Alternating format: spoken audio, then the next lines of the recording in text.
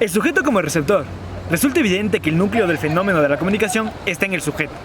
Tal protagonista juega un papel el doble de importante en representaciones. Por un lado, como responsable del mensaje que crea, y por el otro, como receptor.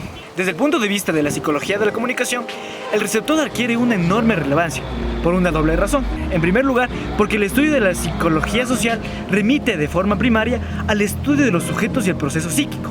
En segundo lugar, porque en la comunicación social el receptor es el elemento más susceptible de ser analizado, desde la óptica de sus estructuras psicosociales. Hoblan, Hannis y Kelley fueron los primeros en sugerir que el impacto persuasivo de una comunicación dependía de la activación de los procesos sucesivos. De estos se basan tres procesos: el proceso de atención, el proceso de comprensión y el proceso de adaptación. Otros autores como Maguire han desarrollado estos modelos añadiendo dos procesos complementarios: la memorización y la acción. Según este planteamiento, para que los mensajes resulten eficaces, es necesario que el receptor preste un mínimo de atención, a continuación que lo comprenda, que lo acepte en mayor o menor grado, que alcance esta nueva opinión y que finalmente actúe, se comprenda en base a los nuevos parámetros. Cuando hablamos de la recepción del mensaje existe una gran dificultad, y es que se suele confundir en muchas ocasiones lo que es el memorizar con el entendimiento de este mensaje. Por lo general se ha tratado de asociar estas dos características, pero en realidad no existe un estudio empírico que haya demostrado un valor positivo en la memorización y el efecto que tiene el mensaje sobre el receptor. Con lo anteriormente dicho, entonces encontramos en primer lugar que la memorización no siempre significa que el mensaje va a resultar con claridad, percepción y precisión. Y en segundo lugar, comprendemos que el proceso de memorización no significa que el mensaje haya tenido un significado para el receptor. El autor Ubaldo Cuesta saca a colación importantes a la hora de identificar el mensaje cuando llega al receptor. Saca a colación los términos de aceptación y rechazo. En un primer punto nos identifica que el neoconductismo se apoya en estímulos y respuestas. Esto partiendo del presupuesto de que el aprendizaje o la asociación entre atributos positivos o negativos crea una respuesta conductual en el individuo. El autor Maguire enfatiza un punto esencial y es cuál es el proceso psicológico para la recepción del mensaje. Se enfoca principalmente en los procesos de comprensión y de atención, siguiendo la línea anteriormente ya mencionada. Cuesta identifica que otros autores de la línea un tanto más cognitiva, apelan a modelos de procesamiento de la información. Es decir, dicen que el mensaje va a depender fundamentalmente de cómo es generada la respuesta en base a este. Otra variante, como la que proponen los autores Festinger y Maccoby, dice que el hecho de distraer al receptor hace que el mensaje llegue con mayor facilidad. Es decir, que haya una probabilidad menor de que éste genere resistencia, ya que eso impide que el receptor genere contrarrespuestas, contraargumentación ante el mensaje que se le está proyectando. Un claro ejemplo de esta teoría explicada es en los partidos de fútbol televisados. Es decir, han visto o han oído cómo los comentaristas mandan cuñas publicitarias en medio del partido. Otra importante dentro del mismo contexto es cómo debajo del partido aparecen las cuñas y ponen al partido en mute y sale la voz del comercial. Es decir, tú concentrado en la televisión en un primer plano en el partido de Liga Barcelona, tienes la opción de que te meten la disposición de ver un comercial por el hecho de estar presenciando un efecto, donde la propaganda se convierte en un primer plano el mensaje fundamental del partido. Así el autor Ubaldo Cuesta habla de que los distractores solo funcionan cuando hay un mensaje dominante y esta publicidad, en el caso del partido de fútbol, pasa a un segundo plano en el que el receptor no puede argumentar nada en contra y solo puede generar respuestas favorables a lo que el mensaje está diciendo.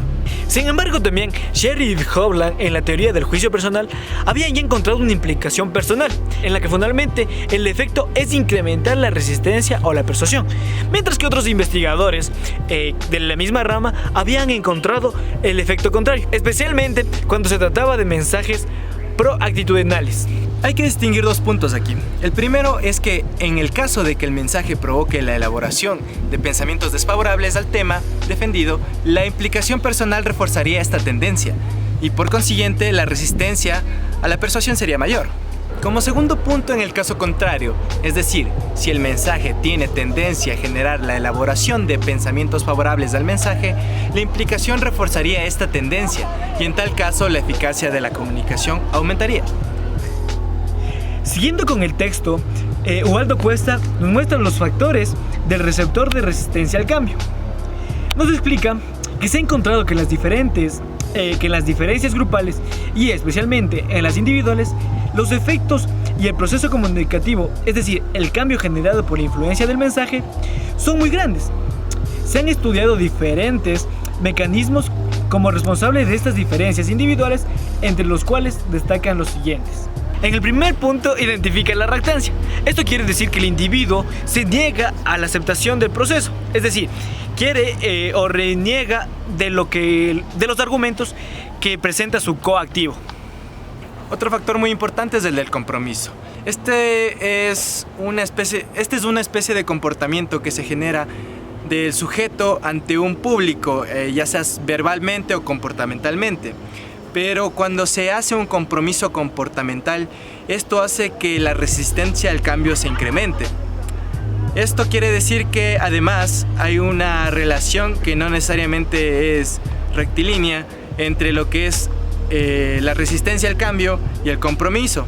Pues, mientras a este sujeto se le presenten argumentos más cercanos o menos discrepantes a lo que él piensa, mayor será la eficacia del acto comunicacional y la persuasión.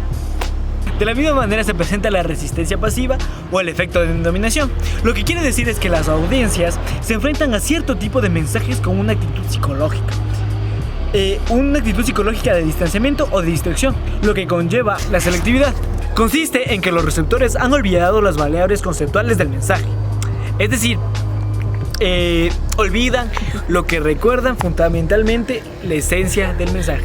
Otro factor muy importante es el de la autoestima del receptor, ya que como dice Ubaldo Cuesta en su texto, mientras mayor es la cantidad o el nivel de autoestima de un receptor, es mucho más difícil persuadirlo.